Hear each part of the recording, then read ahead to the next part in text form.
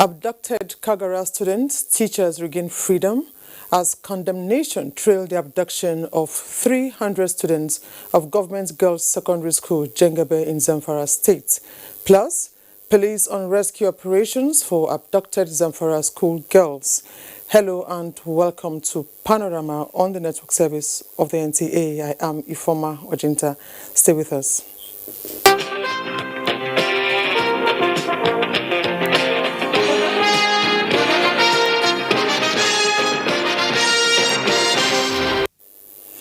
And we begin with cheering news. The abducted students and teachers of Kagara Science College are in Mina, the Niger State capital, following their release. Although a total number of 43 members of the school were abducted 10 days ago, there is no official statement yet as to the number of those released. Journalists were not allowed access to Niger State Development Company suite, where the returnees are receiving medical attention. The released abductees are to be formally received by the state governor, Abubakar Sani Bello. Meanwhile, President Muhammadu Buhari has welcomed the release of the abducted students of Government Science College, Kagara, Niger State. In a statement by the Senior Special Assistant to the President on Media and Publicity, Garba Shehu, the President commended the nation's security and intelligence agencies and the government of Niger State for their responses in securing the release. President Buhari expressed happiness over the release, sympathizing with the staff and students, their parents and friends on the ordeal. He, however, warned that the country will not continue to suffer these attacks that threaten the growth of education, the security and life of the future leaders, at the same time putting the nation in a negative light. The president reiterated his earlier advice to school owners, particularly the state and local governments, as well as religious organizations, to scale up security around their schools in line with the standards laid down by the Unbacked Safe School program of the administration. President Buhari once again condemned the school abductions, with latest one at the Government Girls Secondary School, Jengabe in Zamfara State, and directed all security and intelligence agencies in the country to hunt down the culprits and bring them to justice. Now, the recent abduction of 317 students of the Government Secondary School, Jengabe, Zamfara State, has come under condemnation by notable Nigerians who described it as a negative trend that must not be allowed to continue. Gufan Chaji captures the minds of these personalities. Of the Senate, Ahmed Lawan, has condemned the attack on Government Secondary School Jangebe in Zamfara State, where hundreds of schoolgirls were abducted. In a statement, Senator Lawan expressed sadness and outrage that the incident happened while efforts were still being made to rescue those abducted just over a week ago at another secondary school in Kagara, Niger State. He said the recurrent attacks on schools and other acts of banditry call for intense soul-searching on how the nation arrived at this sorry state, urging the authorities to work together to ensure the immediate rescue of the girls. Similarly, the Northern States Governors Forum says the attack on the school and subsequent abduction of the female students will no doubt discourage other parents from sending their children to school and act as a disincentive to the federal government's bid to reduce the number of out-of-school children. In a statement, Chairman of the Forum and Governor of Plateau State, Simon Lalong, wants the security agencies to stop the negative trend and ensure the release of the girls. Meanwhile, the Minister of Women Affairs, Dame Pauline Talon, has condemned the attack. In a statement, she implored the security agencies to do the needful, while also calling on mothers across the country to raise their voices in fasting and prayers for God's intervention to ensure a peaceful nation. In Abuja, Gufan Shaji, NTA News. Meanwhile, the Minister of Humanitarian Affairs, Disaster Management and Social Development, Sadia Umar Farouk, has condemned the abduction of hundreds of female students from the Government Secondary School, Jangebe, Zamfara State. In a statement by the Permanent Secretary, Bashir Nura Akali, the Minister expressed concern over the abduction and assured parents of the federal government's determination in securing their release. And the Nigeria Police Force says it has commenced search and rescue operation involving the deployment of ground and aerial assets to locate and rescue the students of Government Girls Secondary School, Jangebe, Zamfara State. A statement by the force indicates that the Inspector General of Police, Muhammad Adamu, has ordered the deployment of 2 operational surveillance helicopters to Zamfara State. This is in addition to the personnel of Operation Puff Adder 2, earlier deployed to the state to support efforts by the command to combat banditry, kidnapping, and other related crimes. The IGP, while condemning the abduction of the innocent female students, assures that the police and other security forces will not relent until the abducted students are successfully rescued and reunited with their families. The IGP also called for calm and enjoins members of the public, particularly the people of Zamfara State, not to hesitate in availing the law enforcement community with useful information to assist in the rescue of the abducted school girls. And as dialogue and reconciliation with armed bandits initiated by Zamfara State government progresses, a notorious commander of the bandits in the state, Sani Zakwi, and his 10 lieutenants have renounced banditry and embraced peace. Zakwi is the eldest son of the late paramount leader of the armed bandits in Zamfara State, Buhari Daji, who was killed in 2018. The repentant bandits took oath with the glorious Quran as Government House Gusau, proclaiming that they have repented from all sorts of criminal activities. Weapons surrendered by the repentant bandits include 8 AK-47 rifles, rocket launcher, map machine, and large cache of live ammunition. Zamfara State Governor Bello Mohammed says the development has confirmed the glad tidings by a number of bandits who had earlier repented and laid down their arms, that more of their colleagues from across the state would embrace the peace deal.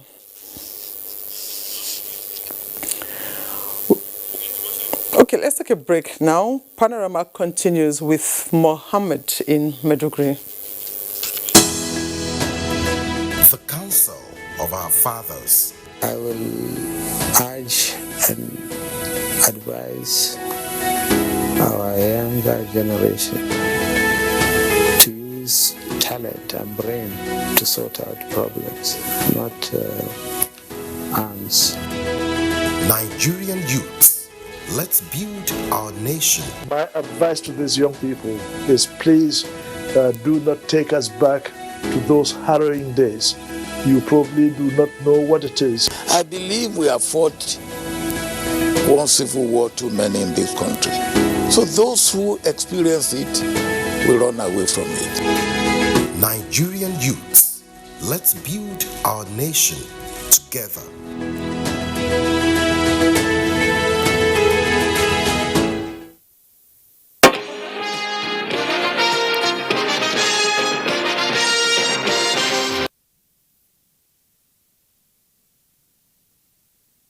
Remains critical in overcoming COVID-19. A statement from the words of PTF Chairman Boss Mustafa. This is so since the battle to save mankind started when the global community rose up to the challenge of finding a solution to the coronavirus pandemic. In less than 6 months, several multinational pharmaceutical companies and state actor partners initiated researches on finding a vaccine for COVID-19. With subsequent successful trials, certifications, and production for mass global distribution and administration. While many nations have received significant amount of doses for their citizens, Nigeria's turn is just around the corner as 4 million doses of the vaccines are expected soon. NAFDAC's approval of Oxford AstraZeneca COVID-19 vaccines is the first step in the nation's health system response to getting as much doses for Nigeria's estimated over 200 million population. How prepared is the nation for storage, distribution, and administration of the vaccines?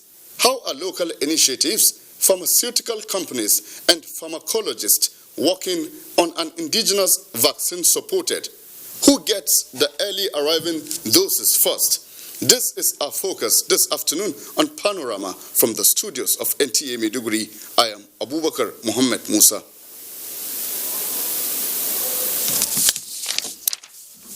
It is a case of sooner than later, as the third mainland bridge is expected to be officially reopened to traffic any moment from now, with eager motorists already awaiting. Dotun Oguyemi has a situation report. Hello, Dotun. Studio. Well, presently it is a waiting game here at the Adeniji end of the third mainland bridge, as officials of the ministry and the contractors are putting final touches to what is the full reopening of the third mainland bridge after months. And such equipment, heavy equipment, are lifting barriers of the interchanges that were previously located here, while the asphalt along the road has also been paved, while heavy equipment which are also located on the bridge are being moved again to make way for traffic and other motorists to now enjoy what is the new third mainland bridge after the repair works have been completed. And while we still expect the official opening of the bridge anytime soon, we will keep you updated as to when exactly that would be.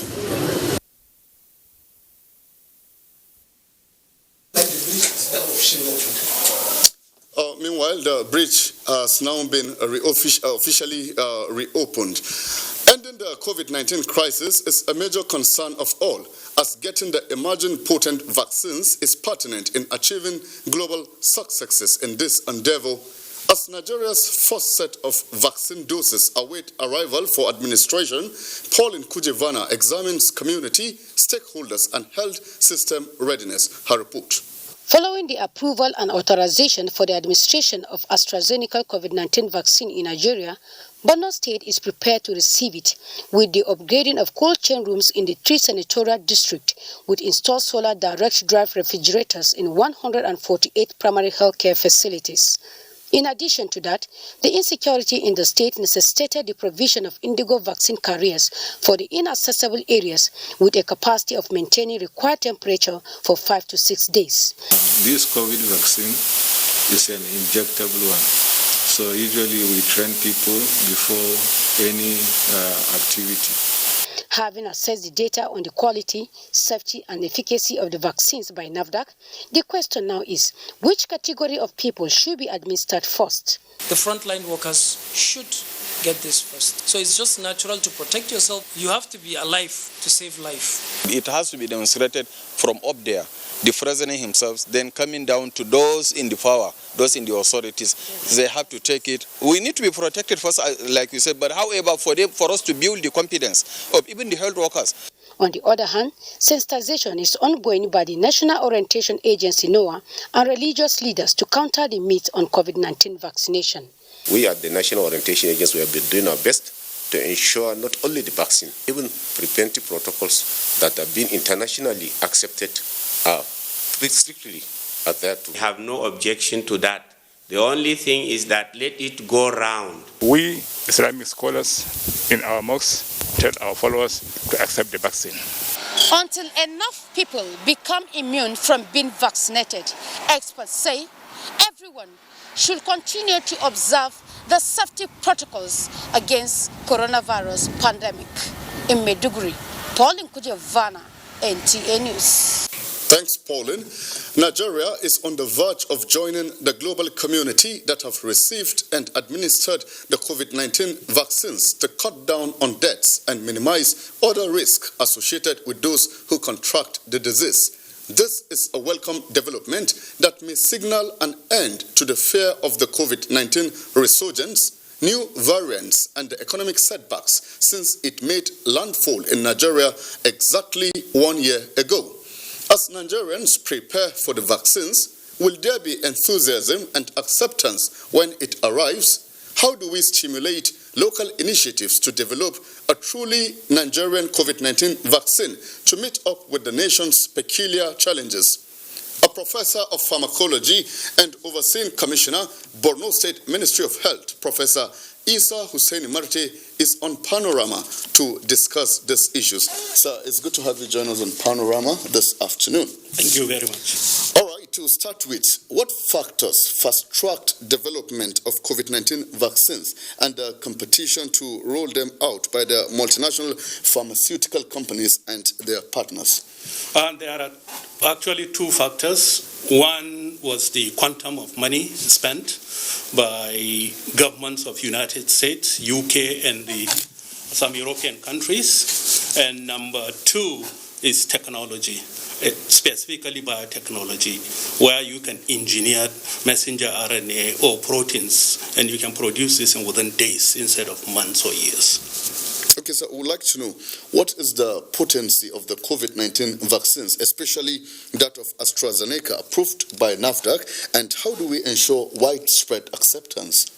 Yeah, this vaccine has efficacy of about 95%, and based on the data seen in United States and UK, it seems like it's very safe, because the only side effects you find is just a sore place where they injected you.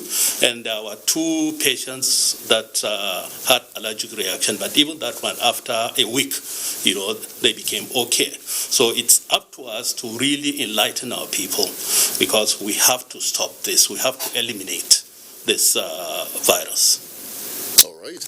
Okay, sir, what is your take on the way the nation is preparing for the first batch of the vaccines, especially with our varying geolocations, diversities and insecurity in many areas, as well as challenges of health infrastructure?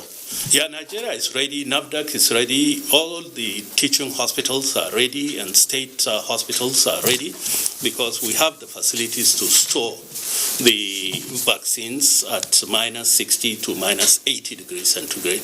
And then we have mobile refrigerators that we can really transport these vaccines to rural areas. Because once you have taken the vaccine from -80 refrigerators, you can keep it at 4 degrees for about a week. And by that time, one has to inject patients immediately. So it needs some preparations, which I know we are ready to do it. If you know the number of people to be vaccinated, then you can compute how many doses you need to be removed from -80 degrees, and then ship it to rural areas. Even in insurgency-prone area like ours, we have helicopters by the Air Force, we have helicopters by WHO, and we can move this in very quick. All right, yes. That's interesting. All right, so are there local initiatives working on producing a truly Nigerian vaccine, and how can they, be supported to come up with a viable product? There was a university in the southwest. I was excited when I heard initially about it, but nothing happened, because to produce this vaccine you need lots of money. So the challenge is now for the government to get the best brains, give them enough money, and they can develop vaccines. We Nigerians can develop our own vaccines. But as far as I know now, I don't think there is any positive initiative to have Nigerian vaccine. All right. Professor of Pharmacology and Overseeing Commissioner, Borno State Ministry of Health, Professor Isa Hussein Marte, thanks for your insight this afternoon. Thank you very much. Moving on now, the UKAID, an international donor agency based in the United Kingdom, has donated a large consignment of COVID-19 response items to boost health workers' safety and service delivery at the level of primary care clinics in Borno State.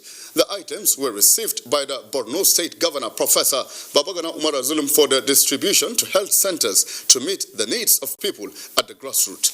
Yagum Subukar reports. This is the second COVID-19 intervention to Borno State government by the UK donor agency to support reduction of transmission of the disease and other ailments. The items consist of PPEs, face shields, examination gloves, and infrared digital thermometer, with consumables such as biohazard bags, hand sanitizers, among other wide range of safety items. Receiving the health items on behalf of Borno State Governor, Chief of Staff and Overseeing Commissioner, Ministry of Health, Professor Isa Hussein Marte says It will greatly reduce the transmission of COVID-19, especially the second wave. We are really grateful. Thank you. And we are going to make the maximum use of these items.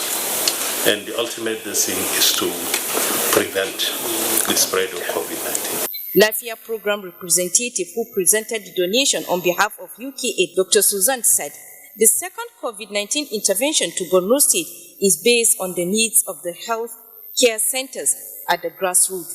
This is the second batch of the IPC consumables. We're here to build capacity and also to improve our health systems. The UK8 International Donor Agency support through the Lafia program is also building capacity of medical personnel in a bid to improve the health system for enhanced service delivery. In Maiduguri, Yagum Subukar, NTA News. The Nigeria Center for Disease Control, NCDC, as at the 26th of February 2021, reported 600 newly confirmed cases of COVID-19 from 21 states. A breakdown indicates Lagos has the highest figure with 169 cases, followed by Taraba 92, Ogun 65, Cross River 57, FCT 38, Rivers 28, Kwara 26, Akwa Ibom 25, and Oshun 21. Others are Plateau 12, Borno and Gombe 9 each, Abia and Ebonyi 9 each, Ekiti and Kano 7 each, Delta and Oyo 6 each, Bauchi and Nasarawa 3 each, while Sokoto has 1. This brings the total figure of confirmed cases to 155,076, discharged 132,544, while deaths stand at 1,902. National Principals Cup begins in Lagos. Details of this and other stories on Sports Update with Badi Adile.